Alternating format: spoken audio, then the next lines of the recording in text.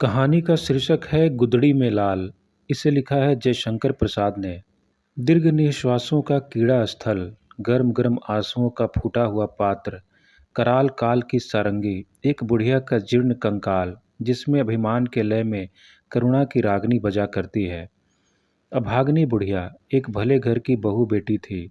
उसे देखकर दयालु वयोवृद्ध हे भगवान कह के चुप हो जाते थे। दुष्ट कहते थे कि अमीरी में बड़ा सुख लुटा है। नवयुवक देशभक्त कहते थे देश दरिद्र है, खोखला है, अभागे देश में जन्म ग्रहण करने का फल भोगती है। आगामी भविष्य की उज्ज्वलता में विश्वास रखकर हृदय के रक्त पर संतोष करे। जिस देश का भगवान ही नहीं, उसे विपत्ति क्या सुख क्या। परंतु बुढ़िया सबसे यही कहा करती थी, मैं नौकरी करूंगी, कोई मरी नौकरी लगा दो। देता कौन? जो एक घड़ा जल भी नहीं भर सकती, जो स्वयं उठकर सीधा खड़ी नहीं हो सकती थी, उससे कौन काम कराए। किसी की सहायता लेना पसंद नहीं, किसी की भिक्षा का अन्न उसके मुख में बैठता ही न था। लाचार होकर बाबू रामनाथ ने उसे अपनी दुकान में रख लिया। बुढ़िया की बेटी थी, वह दो पैसे कमाती थी, अपना पेट पालती थी। परंतु बुढ़िया का विश्वास था कि कन्या का धन खाने से उस जन्म में बिल्ली, गिरगिट और भी क्या क्या होता है। अपना अपना विश्वास ही है। परंतु धार्मिक विश्वास हो या नहीं, बुढ़िया को अपने आत्माभिमान का पूर्ण विश्वास था। वह अटल रही। सर्दी के दिनों में अपने ठिठुरे हुए हाथ से वह अपने लिए पानी भर के रखती।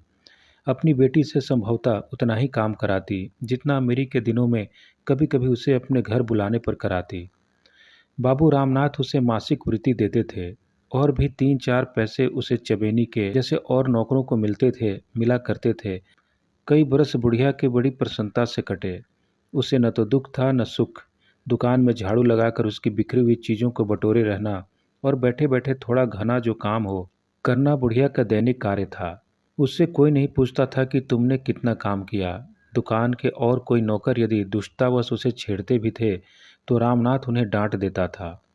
वसंत, वर्षा, शरद और शिशिर की संध्या में जब विश्व की वेदना, जगत की थकावट धूसर चादर में मुंह लपेटकर क्षितिज के नीरव प्रांत में सोने जाती थी, बुढ़िया अपनी कोठरी में लेट रहती।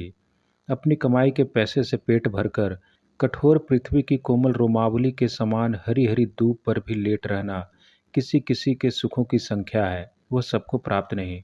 बुढ़िया धन्य हो जाती थी, उसे संतोष होता। एक दिन उस दुर्बल दीन बुढ़िया को बनिए की दुकान में लाल मिर्चे फटकना पड़ा। बुढ़िया ने किसी किसी कष्ट से उसे संवारा, परंतु उसकी तीव्रता वह सहन न कर सकी, उसे मूर्छा आ गई। रामनाथ ने देखा और देखा अपने कठोर तांबे के पैसे की ओर। उसके हृदय ने धिक्कारा, परंतु अंतरात्मा ने ललकारा। उस बनिया रामनाथ को साहस हो गया। उसने सोचा, क्या इस बुढ़िया को पेंशन नहीं दे सकता? क्या उसके पास इतना भाव है? अवश्य दे सकता है। उसने मन में निश्चय किया, तुम बहुत थक गई हो, अब तुमसे काम नहीं हो सकता। बुढ़िया के देवता कुछ कर गए। उसने कहा, नहीं नहीं, अभी तो मैं अच्छी तरह काम कर लेती हूँ। नहीं, अब तुम काम करना बंद कर दो, मैं तुमको घर बैठे दिया करूँगा। नहीं बेटा, अभी तुम्हारा काम मैं अच्छा भला किया करूँगी। बुढ़िया के गले में कांटे पड़ गए थे। किसी सुख की इच्छा से नहीं, पेंशन के लोभ से भी नहीं। उसके मन में धक्का लगा। वह सोचने लगी, मैं बिना किसी काम किए इसका पैसा कैसे लूँगी? क्या यह भीख नहीं? आत्माभिमान झंझना उठा। हृदय तंत्री के तार कड़े होकर चढ़ गए। रामनाथ ने मधुरता से कहा, तुम घबराओ मत, तुमको कोई कष्ट न होगा। बुढ़िया चली आई। उसकी आंखों में आंसू न थे, आज वह सूखे काठ सी हो गई। घर जाकर बैठी, कोठरी में अपना सामान एक और सुधारने लगी। बेटी ने कहा, माँ यह क्या करती हो? माँ ने कहा, चलने की तैयारी करो। रामनाथ अपने मन में अपनी प्रशंसा कर रहा था, अपने को धन्य समझता था। उसने समझ लिया कि हमने आज एक अच्छा काम करने का संकल्प किया है, भगवान इससे अवश्य प्रसन्न होंगे। बुढ़िया अपनी कोठरी में बैठी बैठी विचारती थी, जीवन भर के संचित इस अभिमान धन को एक मुट्ठी अन्न की भिक्षा पर बेच देना होगा। असहाय, भगवान क्या मेरा इतना सुख भी नहीं देख सकते? उन्हें सुनना होगा। वह प्रार्थना करने लगी, इस अनंत ज्वालामयी सृष्टि के कर्ता, क्या तुम ही करुणा निधान हो?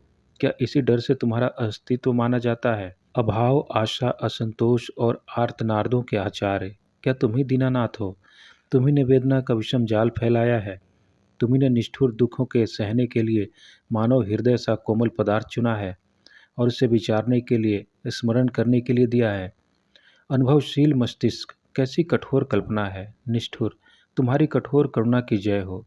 मैं चिर परिचित हूँ। सहसा बुढ़िया के शीर्ण मुख पर कांति आ गई। उसने देखा, एक स्वर्गीय ज्योति उसे बुला रही है। वह हंसी, फिर शिथिल होकर लेट रही। रामनाथ ने दूसरे ही दिन सुना कि बुढ़िया चली गई। वेदना क्लेशहीन अक्षय लोक में उसे स्थान मिल गया। उस महीने की पेंशन से उसका दाह कर्म करा दिया। फिर एक दीर्घ निश्वास छोड़कर बोला, अमीरी की बाढ़ में न जाने कितनी वस्तुएं कहाँ से आकर एकत्र हो जाती हैं। बहुतों के पास उस बाढ़ के घट जाने पर केवल कुर्सी, कोच और टूट गहने रह जाते हैं, परंतु बुढ़िया के पास रह गया था सच्चा स्वाभिमान, गुदड़ी का लाल। धन्यवाद।